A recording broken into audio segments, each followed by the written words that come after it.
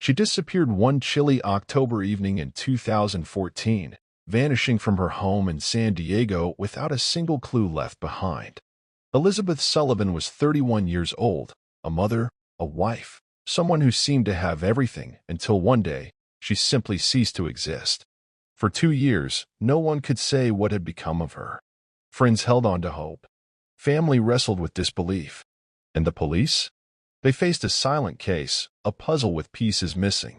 When Elizabeth was reported missing, questions flooded every corner of her life. Had she left by choice? Was she running from something? Or had she been taken against her will? The truth was hidden beneath layers of uncertainty.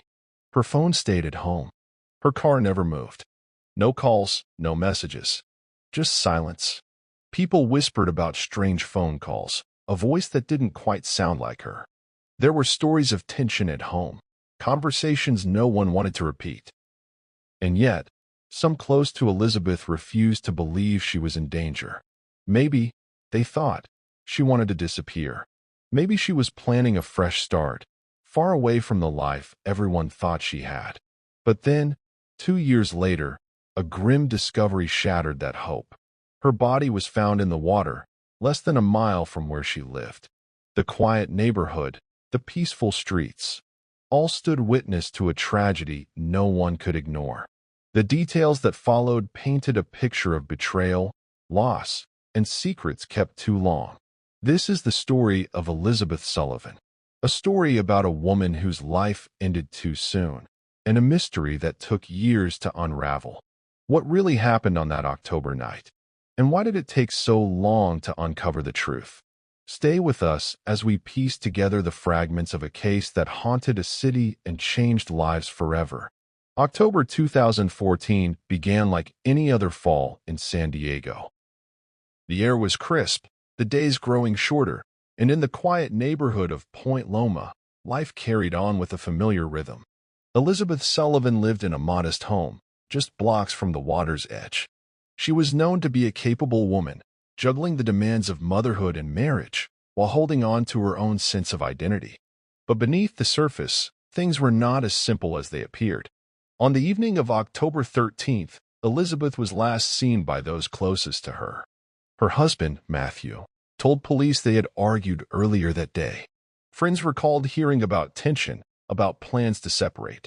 Still, no one imagined this would be the last time Elizabeth would be seen alive. The next morning, when Elizabeth failed to get up or answer her phone, concern began to spread. Her children were at school, and neighbors noticed the silence coming from her house. It was Matthew who finally reported her missing, a call that sent investigators into motion. The police arrived to a home that showed no signs of forced entry. Elizabeth's purse remained on the kitchen counter, her keys on the hook by the door. Her car sat parked in the driveway, untouched. It was as if she had simply vanished into thin air. For weeks, search efforts were extensive but fruitless. Volunteers combed through parks and shoreline, while detectives pored over phone records and surveillance footage. Nothing suggested she had planned to leave. No emails, no messages, no withdrawals from her bank accounts. It was as though she had disappeared in a single moment. Friends and family gave statements, painting a picture of a woman caught between hope and fear. Elizabeth had confided in close friends about feeling trapped, about wanting a new beginning. At the same time, some relatives were hesitant to believe she was a victim. They thought she might have chosen to walk away, start fresh somewhere far away from the strain she was under. Then came a curious piece of information, a phone call from a woman believed to be Elizabeth, made to a friend weeks after her disappearance. The voice was familiar, but the words were strange, guarded. This call added a new layer to the mystery. Was Elizabeth still alive, or was someone else using her voice to mislead those who sought her? Time passed, hope dimmed, and the case grew cold. It was not until October 2016 that everything changed. Fishermen pulling nets in San Diego Bay caught a grim sight, a body, tangled and worn by the water. Identification confirmed it was Elizabeth Sullivan. The news sent shockwaves through the community. The woman who had disappeared was no longer missing. She was gone forever. But the questions remained. How had she died? Who was responsible? And why had her body been found so close to the home where she was last seen? The medical examiner's report told a brutal story. Elizabeth had suffered injuries consistent with blunt force trauma and stab wounds. There was evidence that she had been restrained, and forensic experts suggested her body had been stored somewhere cold before being dumped into the water. It was clear she had been the victim of violence, but the motive was unclear. As investigators dug deeper, a troubling picture emerged. Matthew Sullivan, her husband, became the focus of intense scrutiny. Neighbors remembered strange noises on the night Elizabeth vanished. A new floor had been installed in their bedroom shortly after. Bloodstains were discovered beneath the floorboards. The timeline did not add up. Matthew's account changed over time, and his actions raised suspicions. He moved across the country with their children, living a quiet life while the case remained open. Finally, after years of gathering evidence, he was arrested and charged with Elizabeth's murder. The trial revealed a story of conflict and control. Testimonies from friends spoke of Elizabeth's desire to leave, of conversations about divorce and fear. The prosecution painted a portrait of a man desperate to keep his family intact at any cost. The defense argued there was no direct proof of guilt. The jury had to weigh fragmented evidence, unanswered questions, and the life of a woman taken too soon.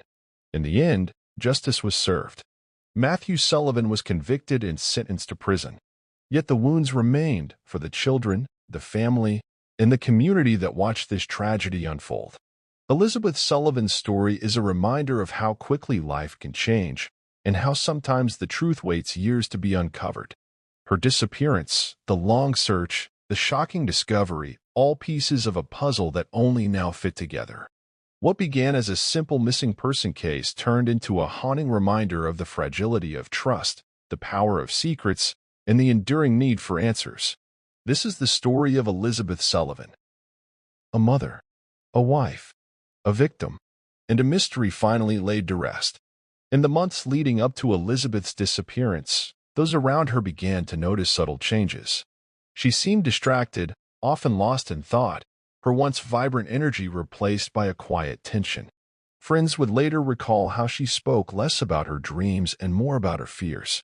There were moments she hinted at feeling trapped, caught in a life that no longer felt like her own.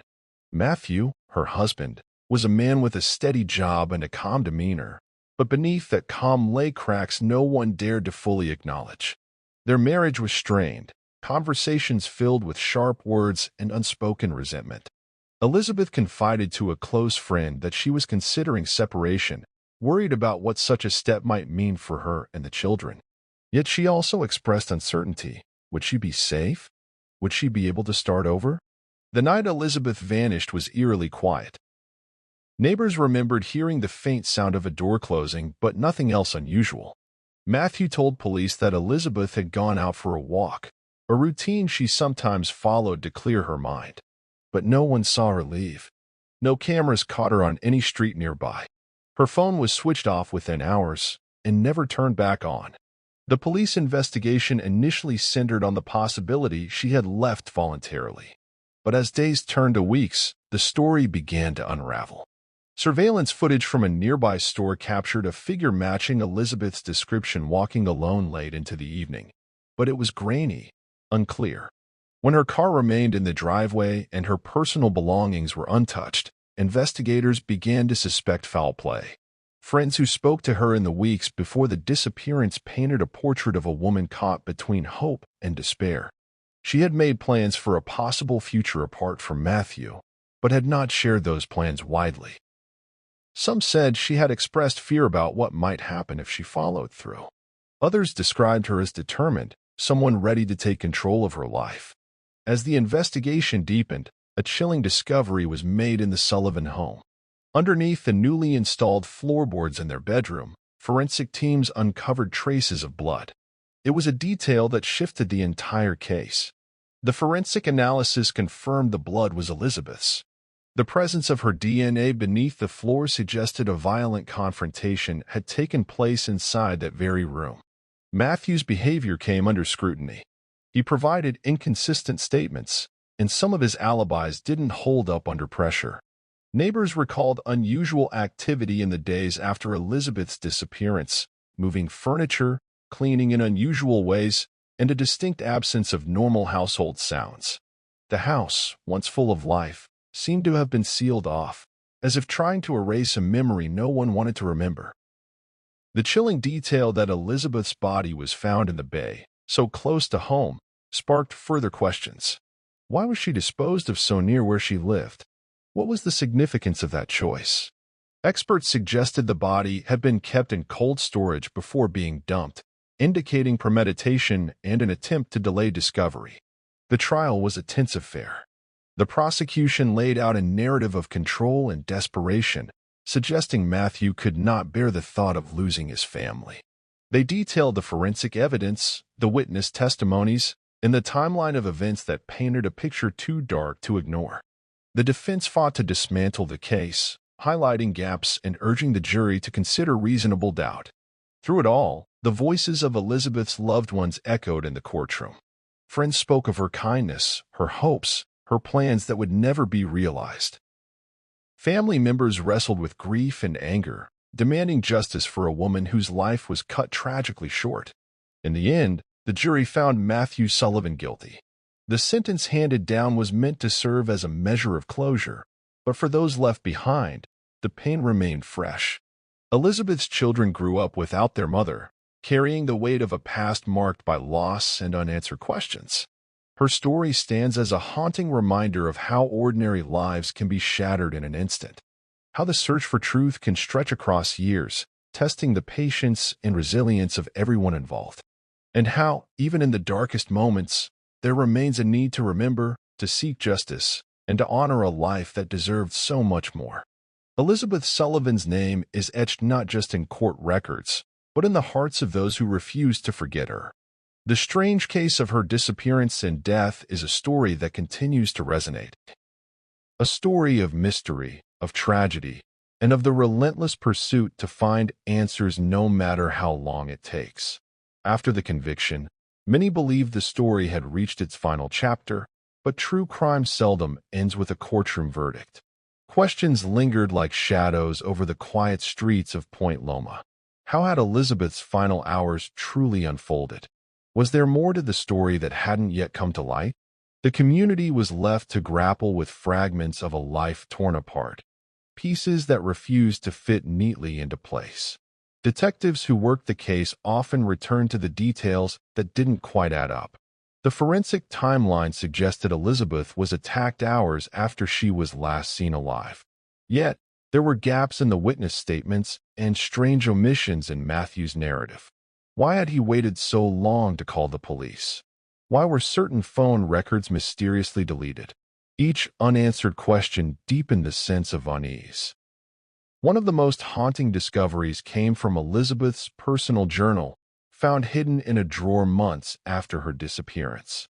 The pages revealed a woman struggling with fear, uncertainty, but also a fierce determination to protect her children and reclaim her life.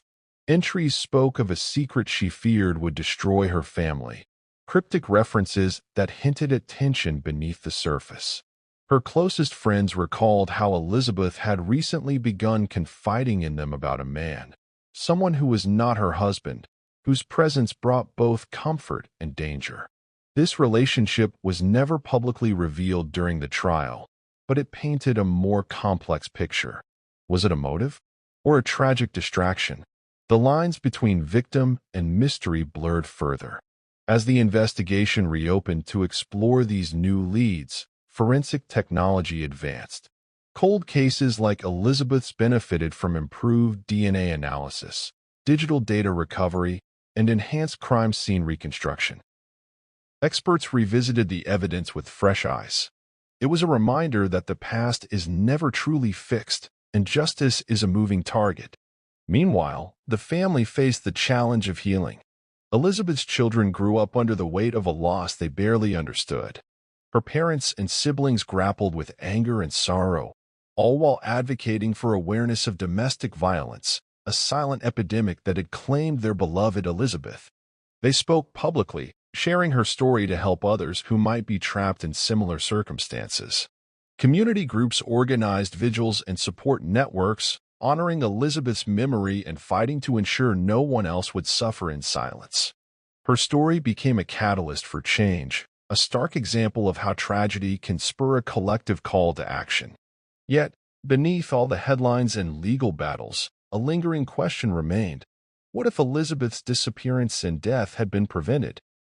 What if someone had listened more closely to her fears, taken her concerns seriously? The painful reality was that signs were there, but they went unnoticed, dismissed, or misunderstood.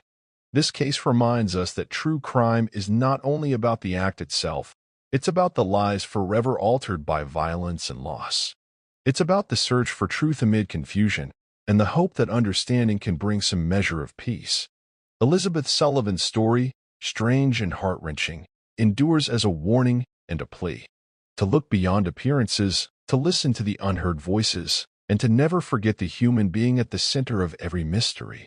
Because behind every missing person, behind every cold case, there is a life that mattered, a story waiting to be told.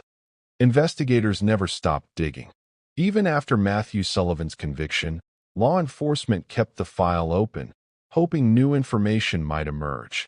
Cold case detectives meticulously re-examined every piece of evidence, revisiting witness statements with fresh perspectives. They scoured through financial records, emails, and phone data that technology had only recently made accessible. Every tiny detail mattered.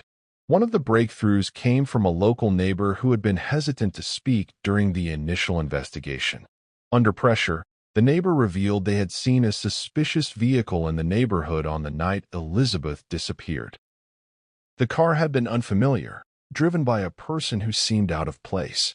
While this lead did not directly implicate Matthew, it opened the possibility that other individuals might have been involved, willingly or unknowingly, in the events that led to Elizabeth's death. At the same time, the journal that had been found months after her disappearance became a crucial piece of the puzzle. Handwriting experts verified its authenticity, and the entries offered glimpses into Elizabeth's state of mind in the weeks before she vanished. She wrote about feeling watched, about late-night phone calls that left her uneasy, and about a growing fear that something terrible was looming. The journal was a stark contrast to the image her family had portrayed, a woman afraid, isolated, and desperately seeking help. Community advocates began to rally around Elizabeth's story, shining a light on domestic abuse and the hidden struggles many women face. Her case became a symbol, a call to action to improve resources for those trapped in abusive relationships. Support organizations used her story to educate the public on warning signs, hoping to prevent future tragedies. The media attention brought renewed scrutiny to Matthew Sullivan's trial and conviction. Some questioned whether all the facts had been fully explored, while others argued that justice had been served. Debate sparked conversations about how the legal system handles cases involving domestic violence and the challenges in securing convictions when much of the evidence is circumstantial or reliant on testimony. Elizabeth's children, now older, wrestled with the legacy left behind. They grew up in the shadow of loss, their childhood forever altered. Yet they also became advocates in their own right, speaking out about their mother's life and the importance of support for families affected by violence. Elizabeth Sullivan will be remembered, not just for how she died, but for who she was and for the lasting impact her story has had on those who refused to let her disappear again. What do you think really happened to Elizabeth Sullivan? Was justice truly served, or is there still more to uncover beneath the surface? Could someone else have been involved? We want to hear your thoughts and theories.